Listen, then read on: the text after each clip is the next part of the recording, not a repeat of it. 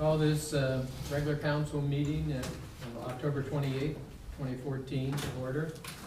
Have a moment of silence, silent reflection prayer offered by Councilmember Lee. Please bow your heads. Gracious Heavenly Father, we feel blessed with the fall colors that have been on glorious display. We thank you for that. We ask for the wisdom to make the right choices for our community and our families, and the strength to act in confidence and have the will to do your will. In Jesus' name we pray. Amen. Amen. Pledge Allegiance to the flag of the United States of America and to the republic for which it stands, one nation, under God, indivisible, with liberty and justice for all. Call the roll. Roll call. Here. Reeves. Here. Walter. Here. Hermes. Here. Lee. Here. Walther. Here. Moore. Here.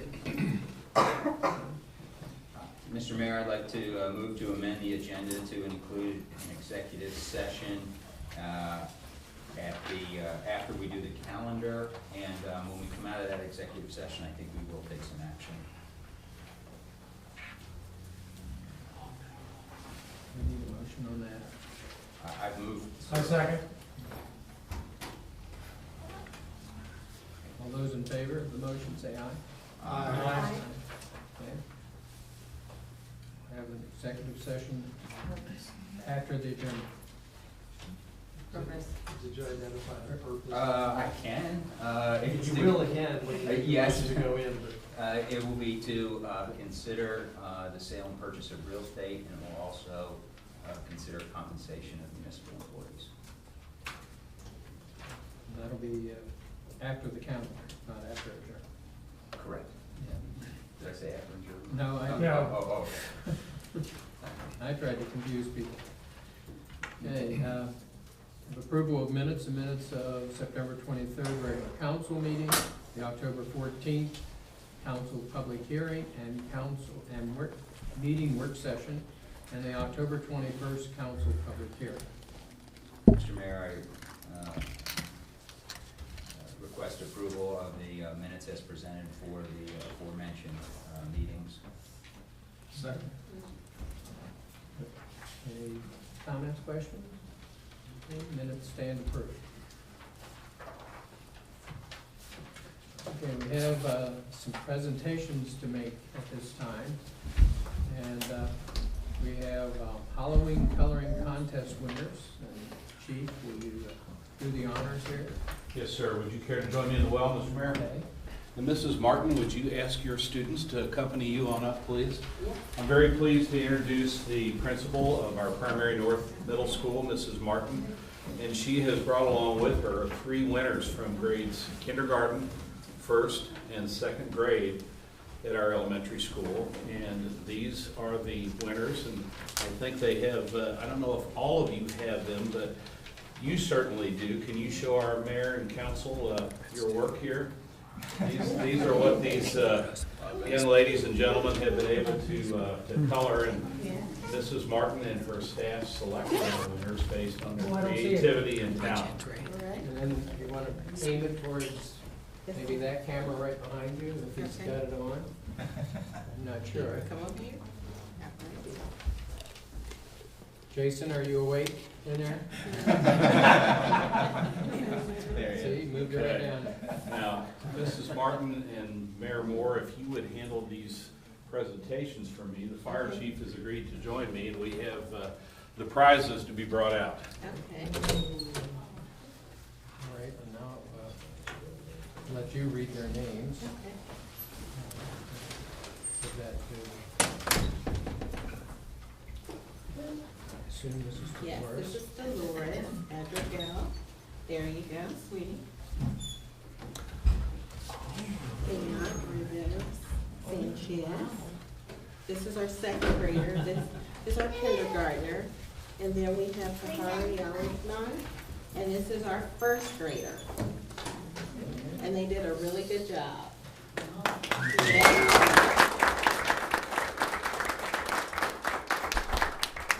always say that no good job goes unrewarded. We have for each of you, where's our kindergartner? Kindergarten. Okay, kindergartner, we've got the young lady's bicycle there.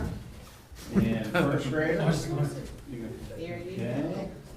And there you go. go. All All right. right.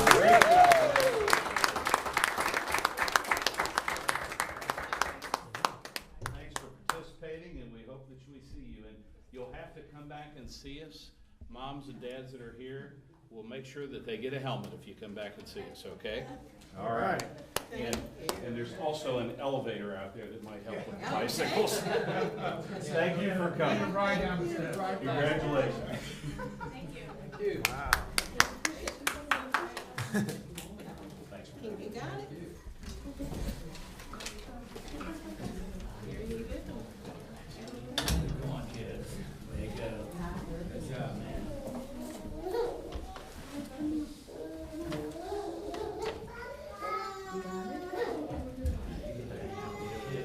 Where are the men? Where are the men? There's no men at all with those women and children.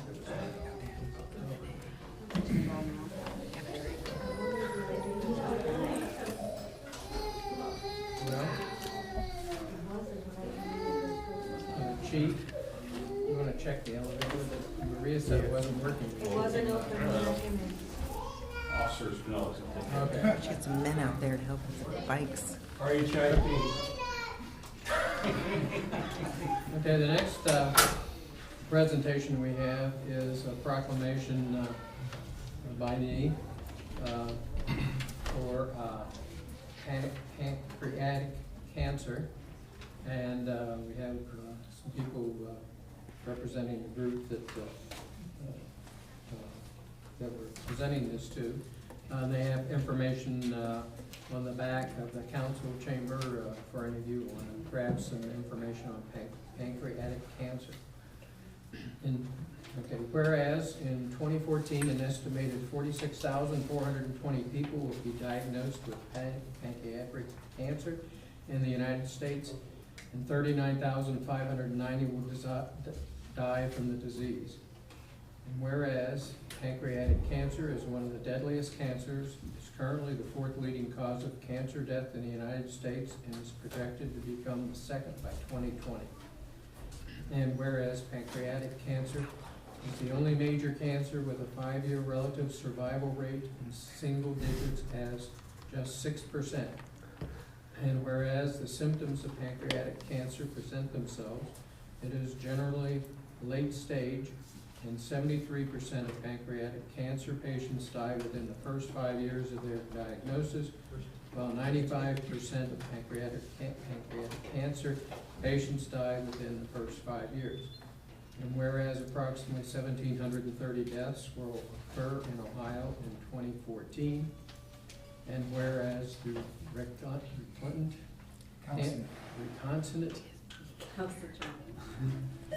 Cancer Research Act was signed into law in 2013, which calls on the National Cancer Institute to develop a scientific framework for strategic plans for pancreatic cancer and other deadly cancers, which help provide the strategic direction and guidance needed to make true progress against these diseases.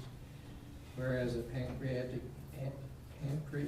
Cancer Action Network is a national organization serving the pancreatic cancer community in the village of Greenhills and nationwide through a comprehensive approach that includes public policy, research funding, patient services, and public awareness and education related to the developing effective treatments and a cure for pancreatic cancer. Said it too many times. Pancreatic cancer. Whereas the Pancreatic Cancer Action Network and its affiliates in the village of Greenhills support those patients currently battling pancreatic cancer, as well as those who have lost their lives to the disease, are committed to nothing less than a cure. Whereas good health and well-being of the residents of the village of Greenhills are enhanced as direct result of increased awareness about pancreatic cancer and research into early detection, causes, and effective treatments. Yeah. Now, therefore, I, David Moore, Mayor of the Village of Greenhills, do hereby designate the month of November 2014 as Pancreatic Cancer Awareness Month. In the Village of Greenhills, I encourage all residents in the Village of Greenhills to be aware and familiarize themselves with the symptoms and treatments of pancreatic cancer. Okay. And in witness thereof, I hereto set my hand and cause the seal of the Village of Greenhills to be affixed to this 28th day of October in the year of our Lord, 2014. Okay, so what's on it? I'd like to thank the council and the mayor for doing this, as awareness is critical to be battling this disease. Thanks, Dave. Okay, all right, thank you. Okay. Oops. Okay. How about a picture?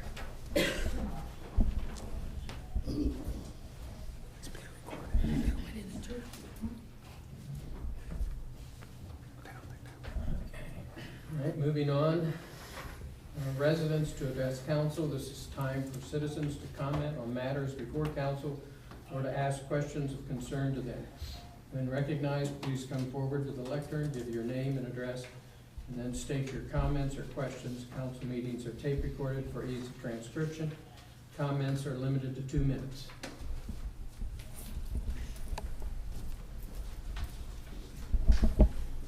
My name is Thad, I live on Damon Road, and my remarks are directed primarily to the community development and our zoning, particularly as a result regarding the shopping center and the signs there. And what I'm bringing up, the two problems I think we've got. We've got no sunset clause on some of these signs that are in the shopping center that are probably non-conforming, but the businesses have moved out long ago. Gypsy Rose or Gypsy Moon imports, they've been gone for 4 years, that sign's still there, and it's starting to look tacky. And I think under the new code, it probably doesn't even conform.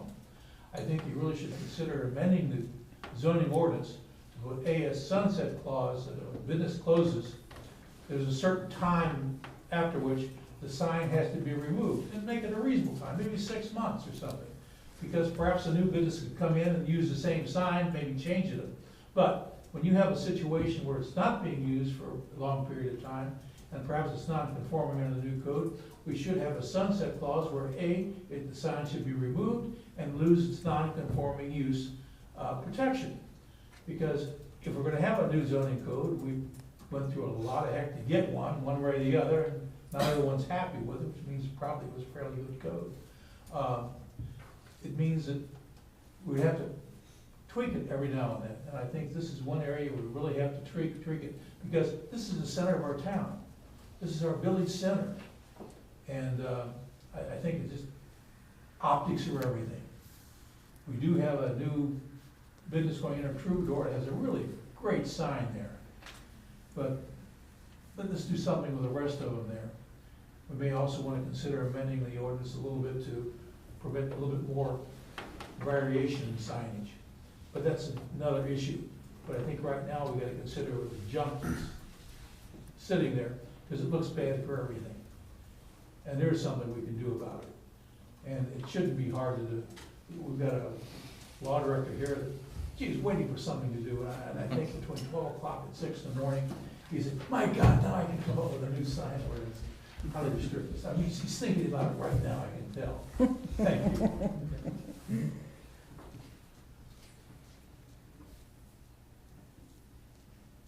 Thank you, Pat. Any others?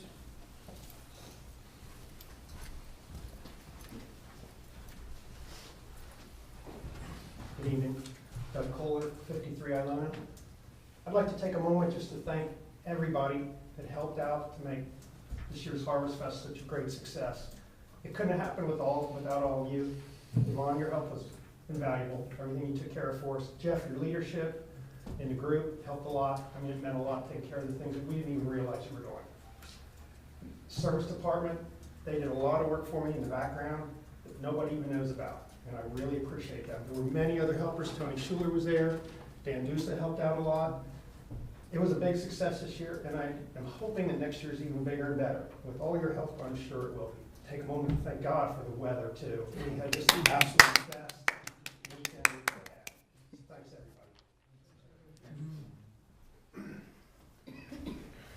everybody. Any others?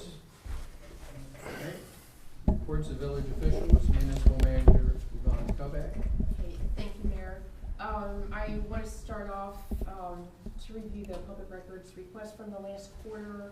So we covered July, August, and September. We had a few. On September 24th, we received a request from Pat and Ron requesting all Village of Greenhills records since 2000 pertaining to Sullenberger Associates, including but not limited to emails, letters, contracts, proposals, reports, check, warrant copies. Item number 2, all Village of Greenhills records since 2000 pertaining to Beth Sullenberger, again, the same items. Number 3, all Village of Greenhills records since 2000 pertaining to the United States Department of Interior, again, including all emails, letters, written contracts, proposals, reports, check, warrant copies. On September 25th, I received a request from Diana Kohler requesting electronic copies of all citations and letters regarding violations of Greenbelt during 2014, and the documents from individuals involved regarding Greenbelt violations. And on October 21st, we had a walk-in who requested copies of any code enforcement actions taken against 142 Jewfield. For my regular report, we have a number of things going on. First, I wanted to review in a follow-up to the 2 public hearings that we had regarding the community development block grant. Sorry, I've got a cold, so I'm really forcing myself to talk here.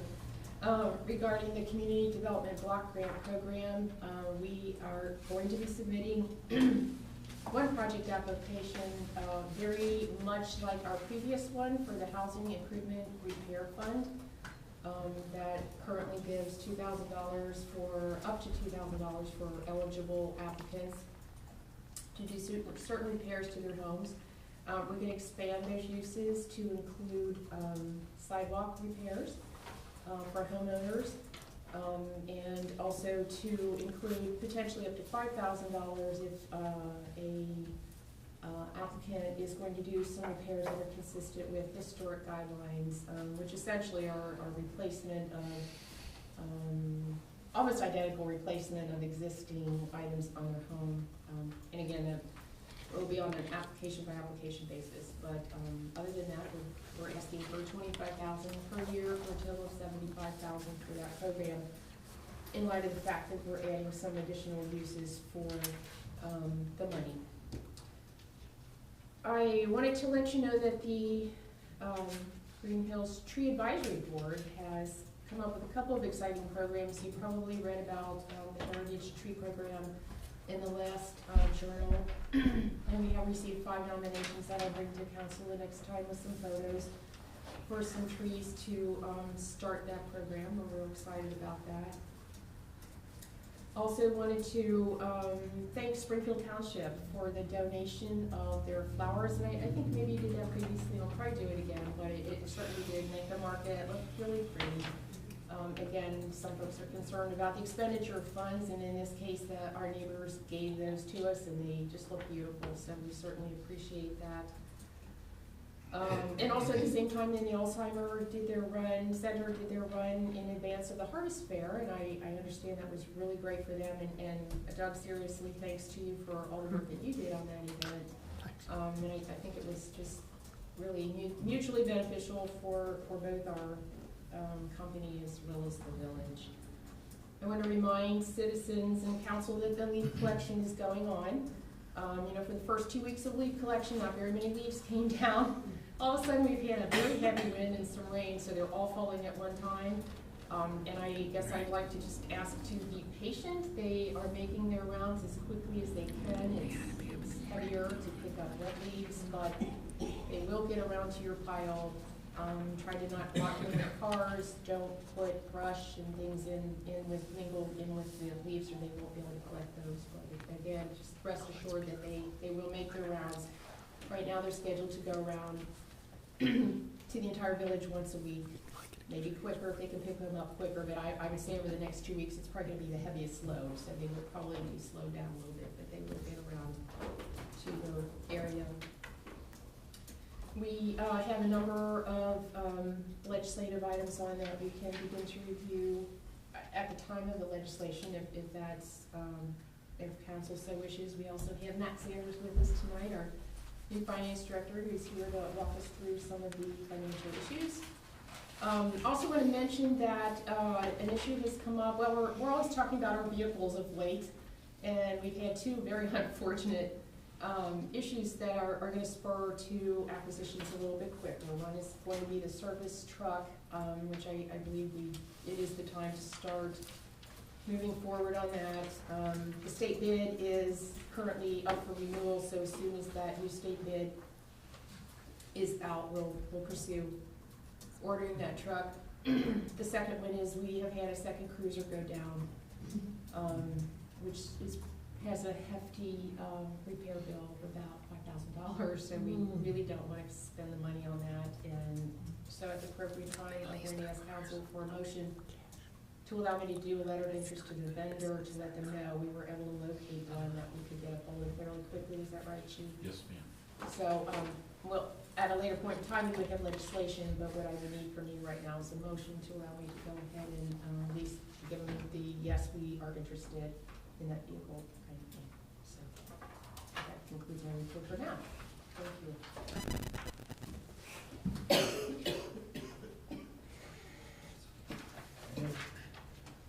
Law Director. I have a question for Ms. Kohler. As long as we separate a brush from the leaves, are they still picking brush? Because we have huge branches going on in the backyard for several of the neighbors and myself. Yes, they So are. They're as still long as they're separated, collecting brush. they're being collected, both of them up. Correct. Okay. And also, I gave the application for that one in service that it was in Dayton on October the 23rd, directly having to do with taxes, have the House Bill 5 for you and for our finance officer. For either one of you able to go, I don't think he was able to go, but how about you? No, might be able neither to of go? us were able to fit it into our schedule, but I receive, and I'm sure Matt does, we receive updates on House Bill 5 Okay, a lot. okay, all right. Yes, but thank you, we appreciate the Thank you. information. Any other questions, manager? Okay, hearing none, Law Director Jeff Ford. Thank you, Mayor. Just one item I can address, just to update council.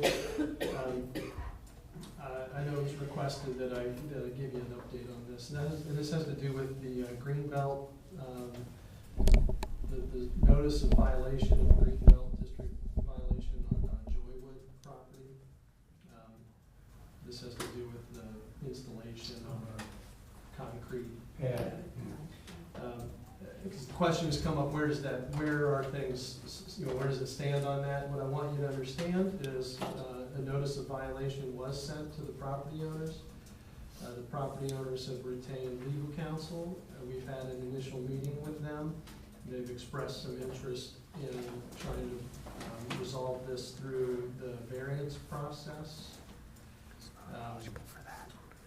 There is a question right now outstanding as to whether the Board of Zoning Appeals has any jurisdiction to actually address the type of variance that they would need to request. And the short version is they would have to get a use variance.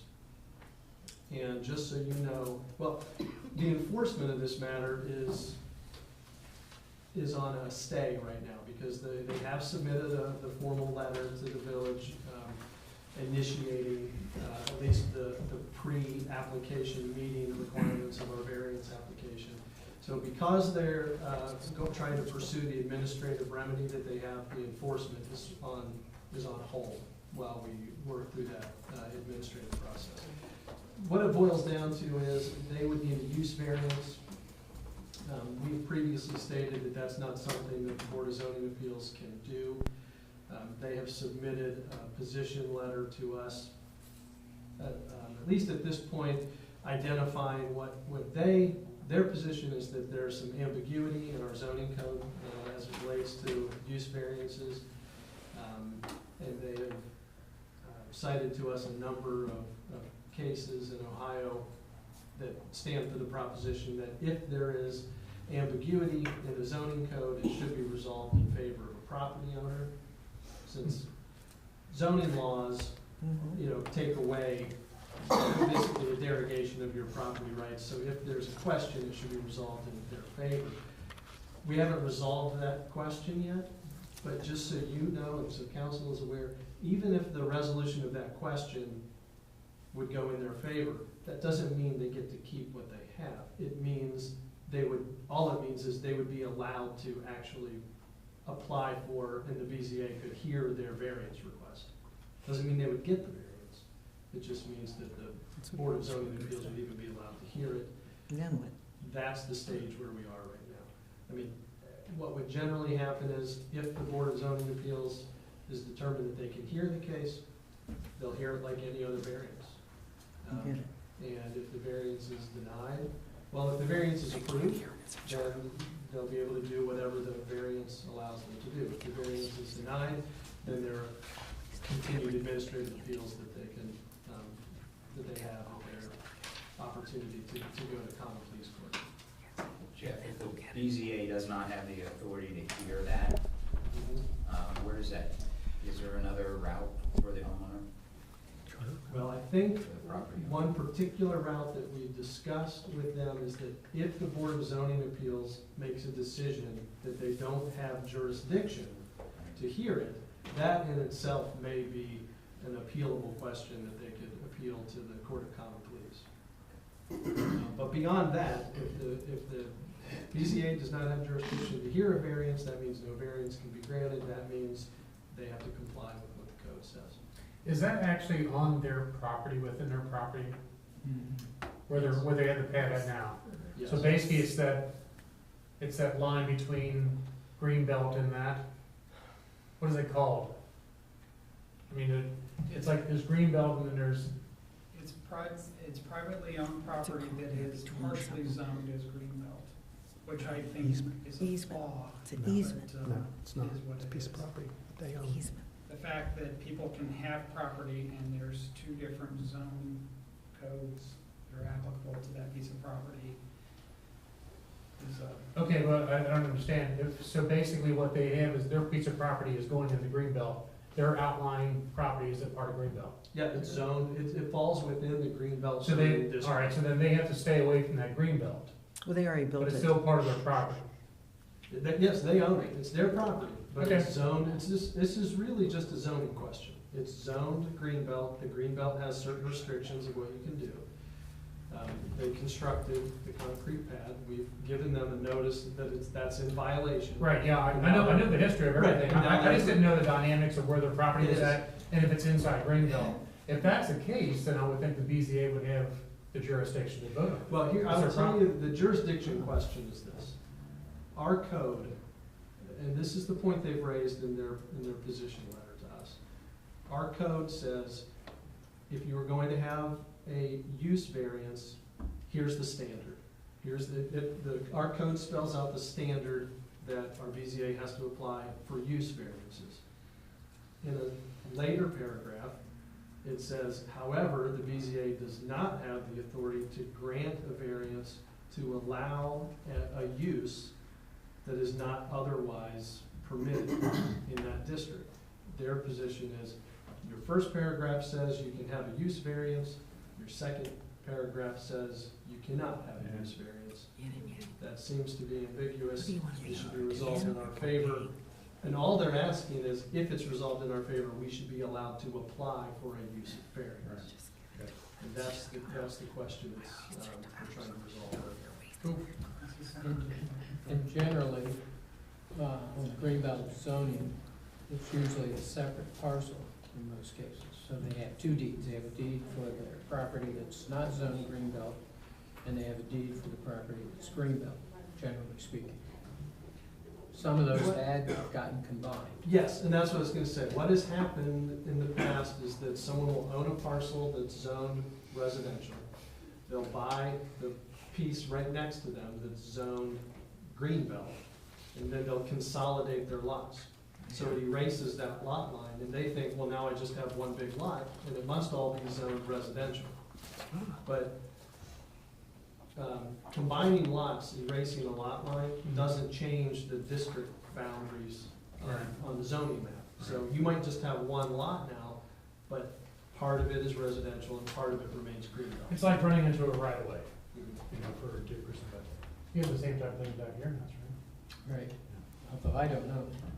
Somebody else owns it. Gotcha. Another private individual. That's right. Yeah. A question, if the BCA doesn't have the right to hear that, then they have the right to go to the common pleas court. If the BCA has the right to rule on that, and it's against the homeowner, have they forfeited the rights to go to common pleas No. court? They No. can still go to common pleas court to argue it. If the Board of Zoning Appeals hears their variance request and then denies it, Uh-huh.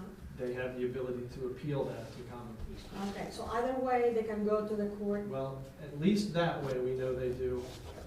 The initial question of whether the Board of Zoning Appeals even has Has the jurisdiction, right. Uh-huh. I'm not sure that's an appealable question. They could always file something with the Court of Common Pleas and ask for what's called a declaratory judgment, Okay. which would basically be saying, hey, court, you declare whether they have jurisdiction. Here is the problem, and I want you to Mhm. declare this. Okay. Yes, so they have a couple options as it stands Okay. now in the court system. Okay. Right, moving on, clerk of council, Oh, Catherine Watts. I had one more question for him. He answered, that was no question number one, the one Oh. about your one. My other question that I have for you is the community development block grant, it's associated somehow with the Development Act of 1974, correct? So it has something to do with HUD involved with that?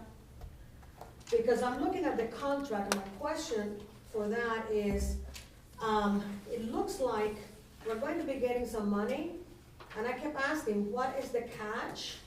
And it looks in here that we will be totally at the mercy of Hamilton County programs. Under the item 1, it says, by executing this agreement and participating in the Hamilton County program, the city understands that it may not apply for grants under small cities and states program, nor participate in a home consortium. Then after that, it says, it's also understood between the parties that the county will have the authority and responsibility to make decisions concerning the contents of the plan. It says in here also that the act also places emphasis on urban areas in providing for the distribution of urban county formula funds. It says that the parties acknowledge that whatever the city election, the county will have the responsibility and authority for the overall implementation. It seems like we're giving away an awful lot. I knew they had something to do with the money, and I knew that they were not going to give us thousands of dollars for nothing. Okay, but what have we given up since 1974? What have we given up since 1974, Dave? Nothing that I know of. So we've had, we've been doing this for 40 years. We signed it back in 75. And if I could clarify, this is HUD money, this is federal Correct. money, goes to the state sends it to, there's two options, either if you're in an urban area, which we are, where the county distributes the money to the municipalities in the county. That's one way. The city program, because the city of Cincinnati is their own, they receive their money directly, they don't work through the county, that all the other suburbs receive theirs through the county. So the county is administering this program. And yes, our guidelines that we've drafted for the housing program, they go to the county for review and approval. When we have applicants, we review that information, but it goes down to them for the final review.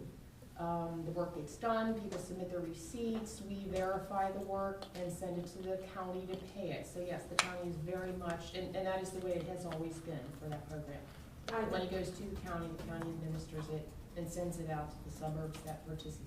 And the county planning commission is also the ones that gave us the people that drew our zoning code. No, They're not that's connected. not connected to that, No, okay. it's not the same Now, office. I'm really still concerned, like I said, if we take the Queens coin, at some point in time, they're going to ask for something. What I'm concerned it would be the public housing. But why wasn't this brought up prior to our decision? It was, and we had It lengthy was. conversations Yeah. about And it. I- Yeah, we did. Well, we had conversations just like this back in 1974, and the council at the time in 74 agreed to do it. And then every 3 years, roughly, we have renewed the program. So we're in the program, no matter what we would do today or not. We're obligated for all the monies that we've gotten for the last 40 years. So, you know, The first time you that I can't was get on- out of it. The first time that this came up, the first time I was on council that this came up, I asked very specifically, does this increase, decrease, or have no effect on the potential for us to have HUD housing in our community forced upon us? And the answer at that time was, it doesn't have any effect whatsoever. Plus, wasn't there the Green Township? It was Green Township, that was an active issue the last time we went through this, and they did not participate in the program, but they There's, are very much having public housing. So it does not guarantee that you will or you won't. You can get it either way. Is that your opinion also? Mr. Yes, Chairman? yes. I mean, I remember when that came up last round, and we've addressed it. I would like to know though what you propose at this point. No, I'm just having the questions because I know, but I'm trying to understand the purpose I- and what you're trying to propose. I'm not proposing something different, I'm just questioning the fact that, call me a question mark for things, but I feel uncomfortable receiving money and not knowing what is going to be asked in return. I say I was not part of the program that Mr. Moore was talking about and Mr. Dries is talking about, so I'm trying to understand. But you were here when we talked about it before, I remember. It was in July. Yeah. And I asked the same question, and at the time, I still have questions about it. Well, it's almost like anything. But the state gives us money, the county gives us money, or the federal government gives us money. There are all contingencies in those grants that we get that we have to follow. So everything we get money for, we have to agree to certain things and pass an ordinance or a resolution accepting that. So, you know, like I said, this has been a very good program for the village of Greenhills, And so far, no downside. no downside. I can see. So I'd have to go back and see how much money we've gotten, but I'm sure it's over more than $1 million plus something. Because in those early years, we were getting almost $200,000 every 3 years, maybe a little more than that sometimes. And the community is benefiting from it. Okay, moving on. Clerk of Council, Catherine Lives. Thank you, Mr. Mayor.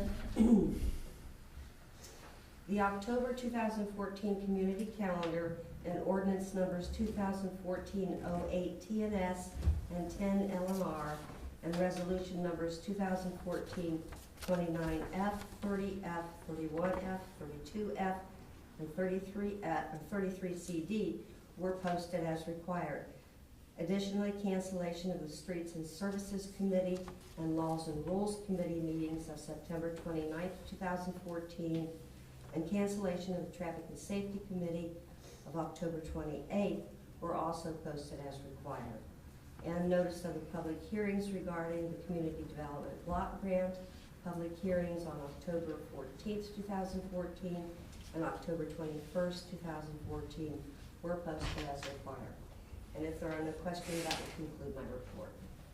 Mrs. Lawrence, I have a question. I just found out this afternoon that perhaps the agenda that I had sent for our street and services and the draft of the minutes that I had sent did not leave the mailbox because the system has changed.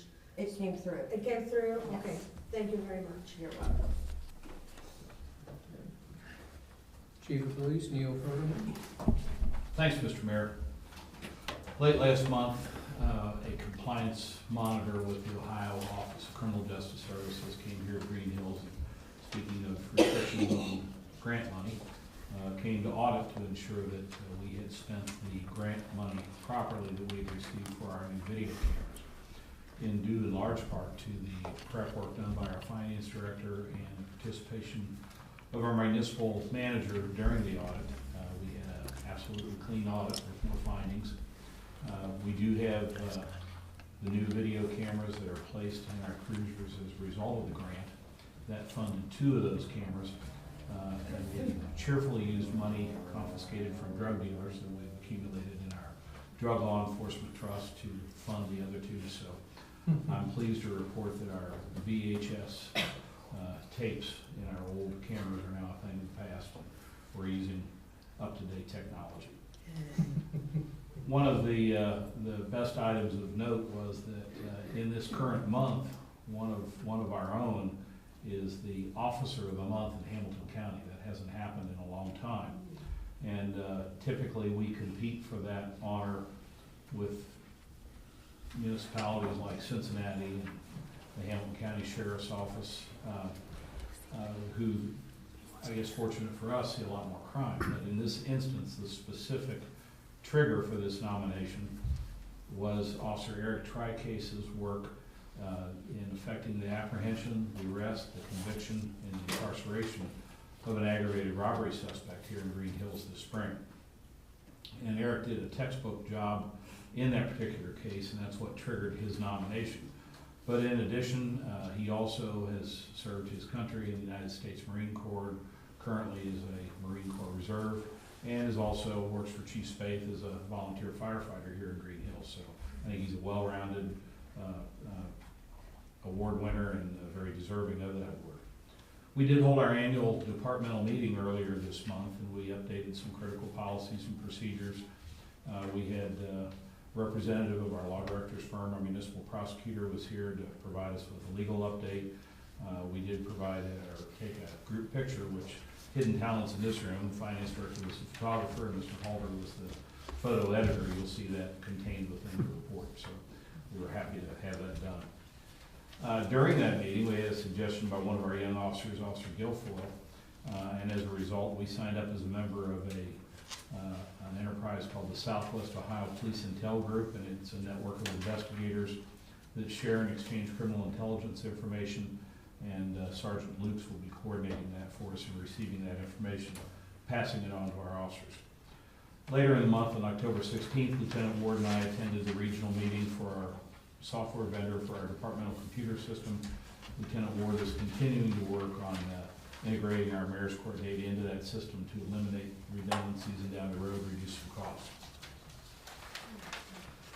As you've witnessed firsthand, we sponsored a pumpkin coloring contest for students in kindergarten, grade 1 and grade 2 at our Primary North Elementary School. And we're very pleased to make those presentations tonight, and thanks, Mayor, for your help.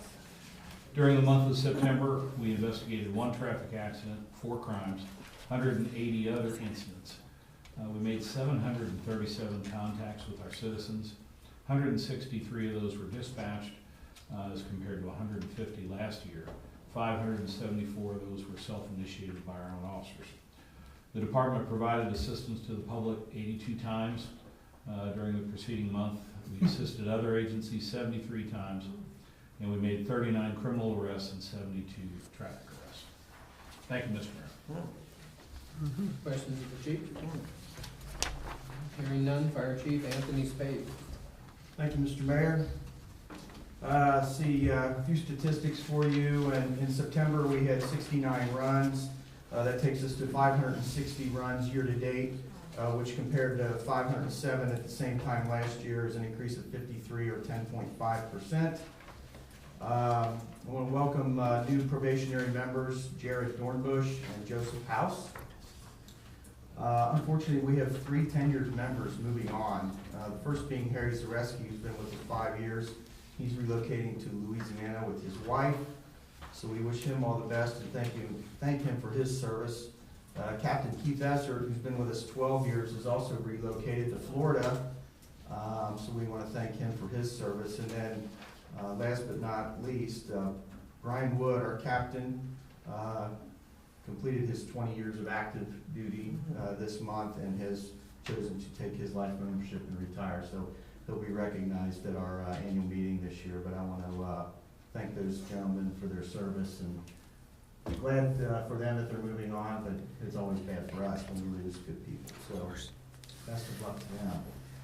Hydrant maintenance is, we're finishing that up right now. Hopefully we should be done here within the next week or two. Just ask residents to, as you're raking those leaves to the curb, as the municipal manager had indicated earlier, do not bury fire hydrants with the leaves. I say it because it happens. So please just take note of that. And then, of course, the hydrants will be ready for winter. Fire Prevention Week, I just want to recognize Lieutenant Chris Knight and our crews that went to Wentwood's Primary North, the Greenhills Co-op, and the Learning Garden Academy. That was the first week of October every year, which is Fire Prevention Week. And as usual, our folks did a great job getting out to the schools and preaching the fire safety gospel. Reminder that this Friday night is Halloween. It's from 6 to 8 p.m. It's a weekend night this year. Yeehaw. I have to make a resolution now. Yeah, so. You're kind of jumping the gun there, aren't you? Pending approval of your resolution, Councilman, we're going to be out handing out candy, but more importantly, us along with the police department, we have a huge presence on Halloween. We're out there to make sure that things are safe for the trick-or-treaters and the residents, and it's always a great time. I would just ask everyone to be safe. Usually the portable fire pits come out, which is great. Last year we had to have a guy remove one. He was burning it in his garage. Yeah. Oh my. So anyway, be safe with those. Let's have a good time and be safe. But we'll see everybody on Friday night. This weekend is time to change your clocks. So we always remind everyone to change your smoke alarm battery as well. You gain an hour this weekend, so you have time to do it. Got that extra hour. I suspect most will just have an extra hour of sleep. But all kidding aside, we would just ask everybody to please check your smoke alarm batteries. It's real important. And finally, I just want to comment, the fall is our busiest time of the year. We're going to be out there starting this week, handing out our turkey raffle routes and asking the residents to support the fire department by buying a chance to win a turkey. That will culminate with the turkey raffle itself, which is on Saturday, November 22nd at 6 p.m. across the lot here at the Legion, as it always is. And I just remind everyone that those funds that we raise from the turkey raffle are a huge part of our operating existence in Greenhills, and we really appreciate everyone's support. So with that, unless there are any questions, that'll conclude my report, Mr. Mayor. Thank you. Chief, I just want to go on record that the demonstration at Primary North was quite real. The siren went off seemingly right outside my house, which it did, and then pulled into the school. And so I come out of the house and I see all the kids out in front of the school in the fire drill mode, and it's like, what is going on? So it was quite a real demonstration. And I was real happy to see the guys just kind of wave as they went, and they kept on driving back to the station. So good job. Thank you, sir. Okay, mayor's report. I have the mayor's court numbers for the month of October. The state of Ohio received $1,282.50. The treasurer of Hamilton County received $43.50. Village of Greenhills received $5,571 for a grand total of $6,897. Also, later when we have motions to be read, I'll have two motions for appointing Bud Walterman to the Planning Commission and Oscar Hoffman to the Zoning Board of Appeals. That's all I have. Does anybody have a question? Mr. Mayor, I just wanted to mention that I handed out all the garden awards, that were trusted to me, so everybody was very, very happy to receive them. I did too. Okay. We had the same, everybody was smiling, I rang the doorbell, so it was really nice. Nobody turned their dogs No. on me. I held No. up that for sure. Mhm. Okay, moving on, Community Development, Councilmember Halber. Yes, seems like an echo, but I'll say it again because it's worth saying. Harvest Fest was just a great event. Thank you for all who attended. As Doug mentioned, it was a beautiful day. Thank you to all the vendors that participated. Received quite a bit of favorable feedback. Also, all the Harvest Fest volunteers. I think it's kind of ironic that Doug Kohler gets up and thanks everybody because no one worked harder than Doug Kohler. No one invested more money than Doug Kohler.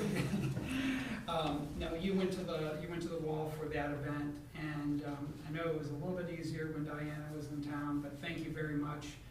Greatly appreciated and just a well done job. Thank you. Thank you.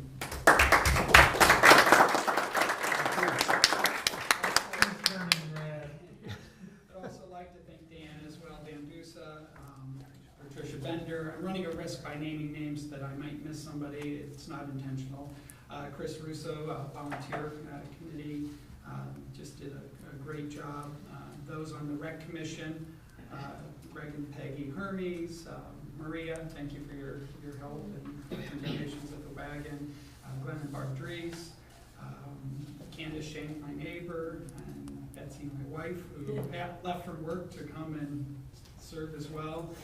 Also, Chief, thank you to the police department. Ann Moore did a great job. Made some new discoveries that day, that there was a 2-day soccer match. I had made some calls concerning that, but didn't receive anything back, and lo and behold, it was true. And I contacted the police department, and all the officers were very responsive. Tried to minimize the shutdown, and it was very prophetic of Ann to early on, and I think you were part of this, to say, hey, let's route it that direction so Farragut stays closed as short as possible. And I think they were held up maybe 10 minutes is all. And then Alois Alzheimer Center, they actually put money towards some of the signage, and just a thrilling out. A number of people showed up. I think they had like 22 people running. He said last year he was kind of embarrassed when they took a picture of the volunteers that he thought they maybe outnumbered the participants. That was not the case this year. Over 125 runners and walkers. And you know, I think it's building momentum, and maybe I can follow in the footsteps, and we can follow in the footsteps of Jim Miller creating an annual event that's just really fantastic. But thank you for Yvonne and your staff. Mike, I mean, I know there's more people involved, but as you mentioned, Springfield Township, them donating the flowers and actually even delivering them. I did have a couple people ask me for those. I didn't see them on Sunday when I had to come back. I just hope that you have a very, very sturdy pole to take on those flowers, because it's not a light thing. And I think that concludes my report at this time. Questions? I just want to concur with Mr. Halbert, that whole fest went beautifully with the weather, everything else. So, the next time, I think I may, ask for help on the bowling part, because I'm closer to the ground. And Be careful what you ask for. Pumpkin bowling is a lot harder than it looks. And when you spend most of the day upside down, putting pins down, it's... He did tell me he was getting busy. I know, he told me. He had a pail of straw. He told me also, that's what I was mentioning, that. I wasn't getting dizzy, I was dizzy. Well, thank you for your sacrifice. And I forgot to mention you as well. No, you're fine. Okay, moving on, traffic and safety, Councilmember Brokaw. No report at this time. I canceled, I'm not feeling 100%. But our next meeting will be on, I believe, November 25th at 5:30. If anyone has any concerns, just email me or Yvonne. Okay. Finance and audit, Councilmember Dries. Thank you, Mr. Mayor. Let me give the end of the third quarter update on where we are financially. Income tax year-to-date is $796,000. I'm gonna round these off to the nearest thousand.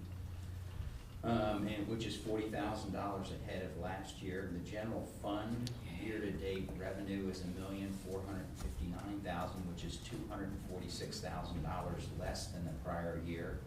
And the biggest impact on that is $286,000 that did not show up from the inheritance tax now that it's sunset. So while this was no surprise to us and something that we worked hard in the planning side, it's not any fun when reality arrives. The real estate taxes are down about $15,000 at $362,000. The general fund balance as of September, the end of September, was $1,056,000.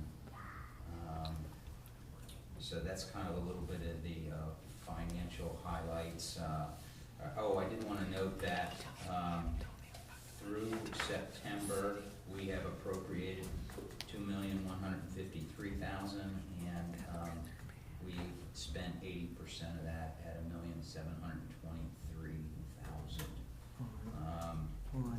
Later on tonight, we have 1, 2, 3, 4, and possibly a fifth finance piece of legislation. One of them, we'll go through it in some detail. We have the supplemental appropriation, and some of them are to make some adjustments, some of them are to catch up things, but we'll go through that in some detail. I think it's always good to remind council and citizens that just like your household budget, we do have some unanticipated expenses, and through the, and we budget some for capital expenditures, but these were things that we didn't budget that we spent money on this year. $20,000 for painting of the service garage, roughly $30,000 for a police cruiser, $4,000 for a pool pump, a boiler and a piece of residential property for $6,000, and some garage roof work on another piece of residential property. How much was that? And that totaled almost $69,000 of kind of unanticipated expenses, which is not totally unusual, but it's good to remind us that these things do come up and we have to fund them as they do. Without trying to make a political statement about healthcare